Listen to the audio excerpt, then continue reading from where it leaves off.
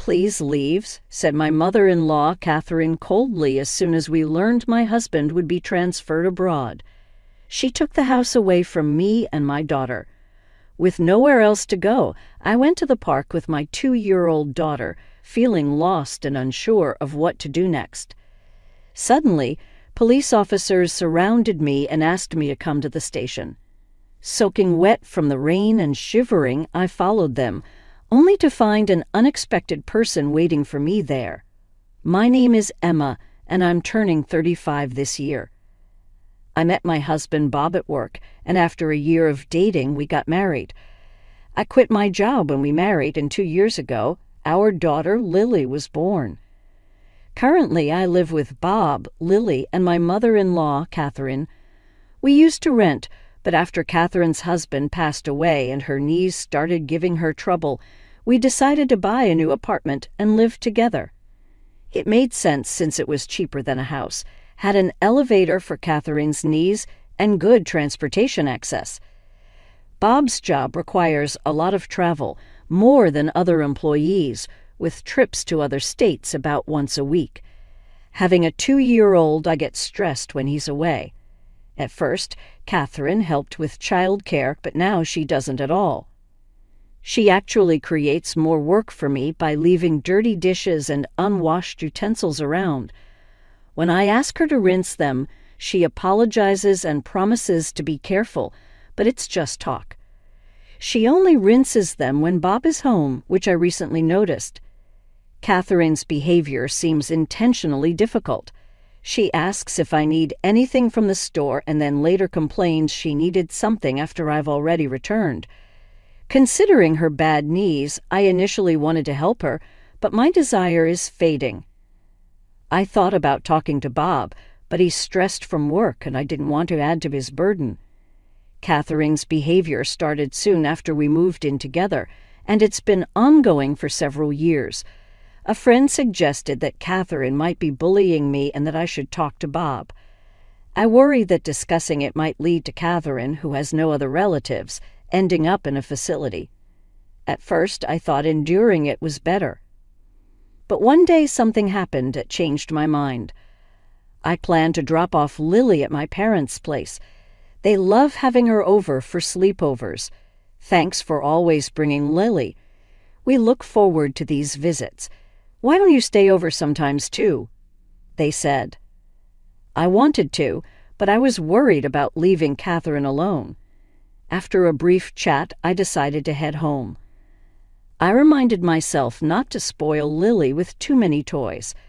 When I reached the apartment, I realized I had left my keys at home. Luckily, Catherine was supposed to be inside, so I rang the intercom. No answer. Maybe she had gone out. I decided to wait outside. After 2 hours, it was dark and Catherine still hadn't returned. Finally, another resident arrived and I followed them in. Catherine rarely goes out at night, so I was sure she was home. I pressed the intercom button again. I heard the ding-dong inside, but still no response. I waited by the door and heard a faint sound from within. Catherine was definitely inside. I tried the intercom a few more times, but she didn't answer. Defeated, I stayed at a nearby motel, planning to return when Bob got back from his business trip. When Bob came back, I told him what happened. He was upset for me, but Catherine shrugged it off, claiming she hadn't heard because of her hearing. She even tried to hide a smirk. Relieved to be back inside, I grabbed my keys and went to pick up Lily from my parents' house. My parents were supportive, offering a place to stay if things got too tough. Their comforting words brought tears to my eyes, but I quickly wiped them away in front of Lily and headed home. Things were calm for a while until Bob's international transfer was finalized. It wasn't just a business trip, it was a permanent move. We had just bought a place, and now this. Bob thought it would be best for Lily and me to stay in the U.S., but could I handle living with his mom?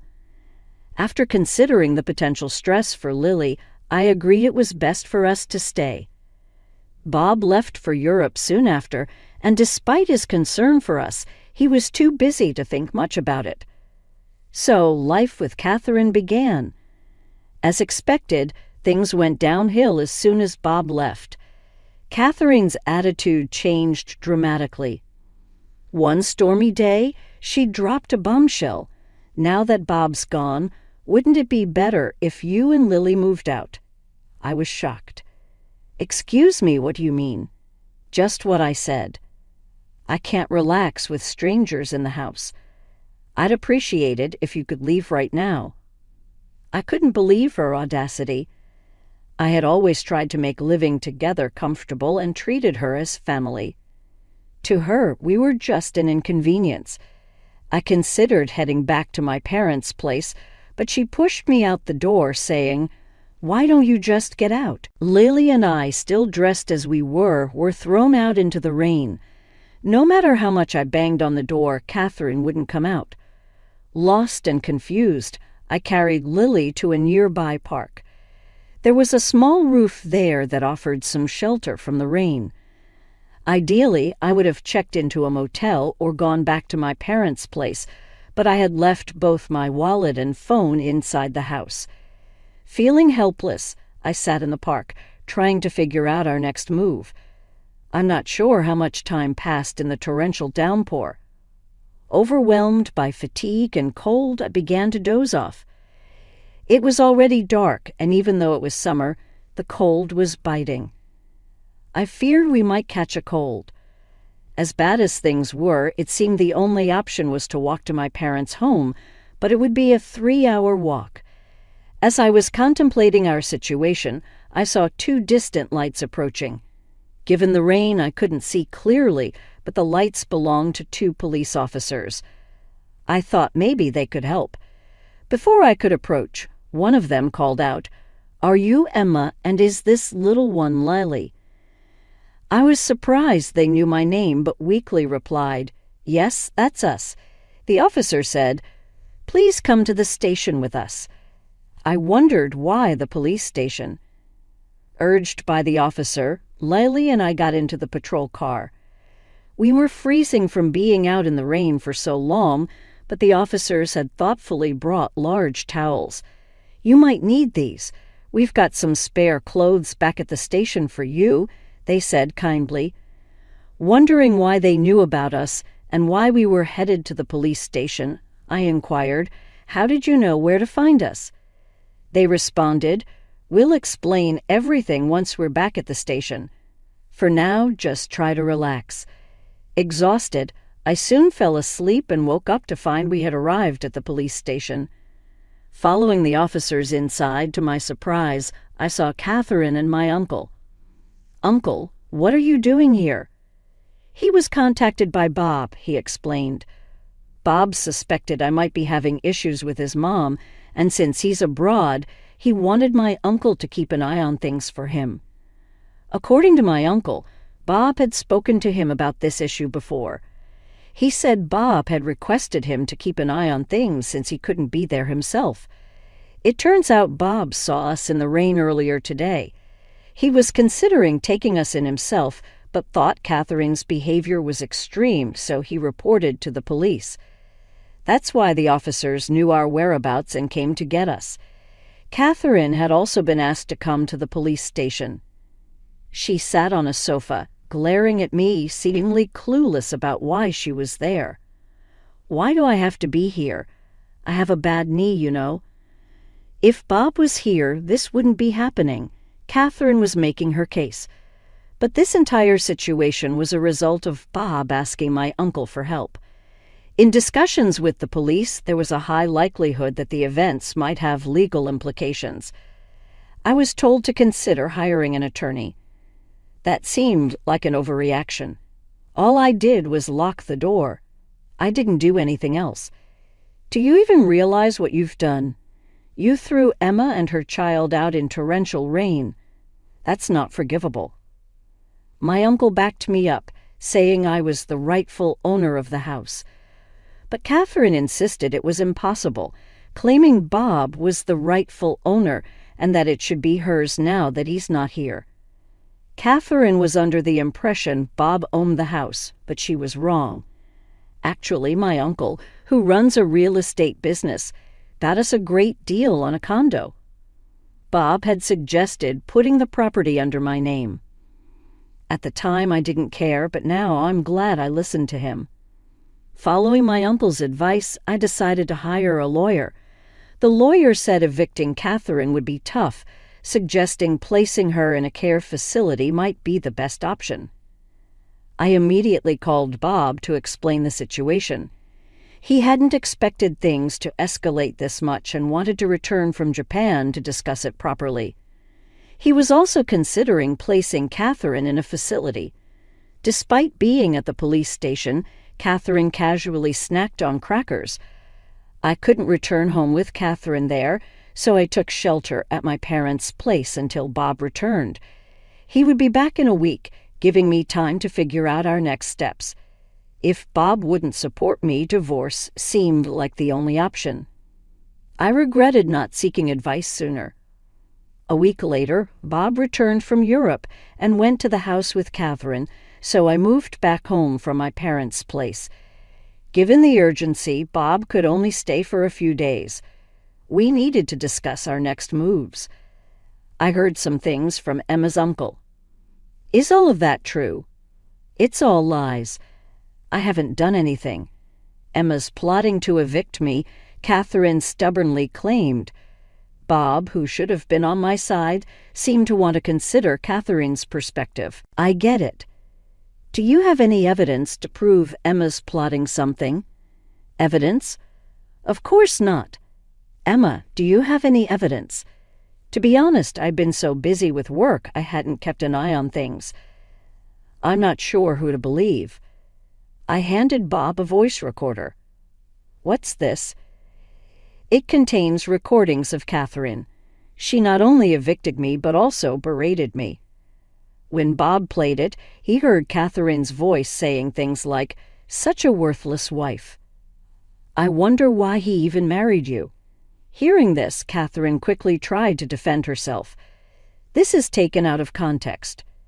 Everyone has their moments, right? I was just frustrated at the time, but it was just once. As Catherine claimed this, a barrage of recorded verbal abuses played from the voice recorder. There were countless instances, and even some that weren't captured on the device. Bob's hand, holding the recorder, trembled with tension and anger. Meanwhile, Catherine looked guilt-ridden. "Mom, what is this about?" Bob asked, but Catherine remained silent. "If you won't answer, then I assume this is all true. If so, I need to protect Emma and Lily. You understand that, right?" I had never seen Bob angry in all the years we'd been together.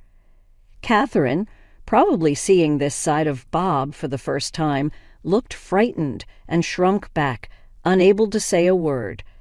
Afterward, there were several discussions until Bob's return to Europe.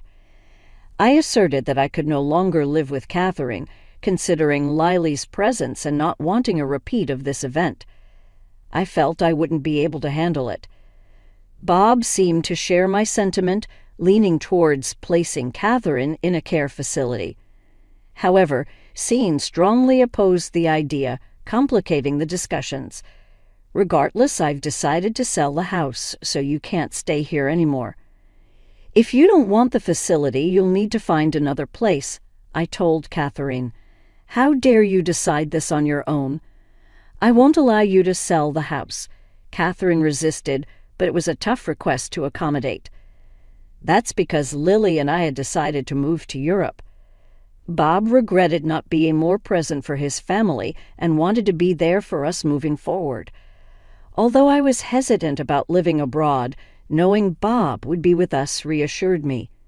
Besides, Lily is only 2, and it would be good for her to practice her communication skills in Europe. Selling the condo, which still had a mortgage, was the only option. If we left it as it was, Catherine would have to cover the mortgage. Considering she's on a fixed income, she doesn't have that kind of money. Given her future prospects, someone should be around to assist her. Despite our efforts, Catherine was adamant about not moving into a facility, so we had to forcefully place her in one. I'm sorry, but I've got to head back to Europe. Could you handle any procedures required here? Bob asked before heading back. With help from those around me, I managed to finalize Catherine's admission into the facility. The facility staff keep me updated on Catherine's condition, but it seems she's not doing well. It would be one thing if she were just down, but apparently she's been giving people there a hard time. Before heading to Europe, I visited her to see how she was doing. But she lashed out at me, asking, "What's the big idea? Why have you locked me up in this place?" She vented her frustrations on the staff, complaining about the food, the beds, and the other residents. "I'm going to lose my mind in here," she shouted. When I apologized to the staff, they were very understanding. "It's all good," one of them assured me. We see this kind of behavior often. Just leave it to us and we'll keep you in the loop. If anything comes up, we'll give you a ring, so don't worry. Despite all the harassment, I felt worried as I headed to Europe because we used to live together. Upon arriving in Paris, Bob met me at the airport and we headed to our rented apartment. They say rents in Paris are higher than in Texas, but Bob's company provides a housing allowance, so we were lucky to find a spacious and affordable place. The neighbors in our building are super friendly and kind, even though I don't speak French fluently. Yesterday, a neighbor shared some wine and cheese with me, and in return I gave them some mac and cheese. I'm gradually learning French along with my daughter, Lily. I know there's a limit to self-study, so I've also enrolled in a language school. There are many Americans there, and I've made some friends who, like me, are new to France. I'm really enjoying my life in Paris. Back in the States, I was always concerned about Catherine, which often prevented me from fully enjoying outings with friends. But here, I can indulge in leisurely lunches just the way I like. The only concern right now is Lily. She's still too young for kindergarten. Kids here usually start the year they turn 5, so I hope she picks up enough French by then. Fortunately, Lily seems to be catching on quickly. I'm thinking of getting a job once Lily starts preschool. Bob says he's okay with me staying at home, but living in Paris has made me want to explore more opportunities. Seeing how ambitious and confident people are here has ignited something within me. I've become friends with a waitress at a nearby cafe, and she hinted there might be a job for me there. That cafe is popular among both the American community and those learning English.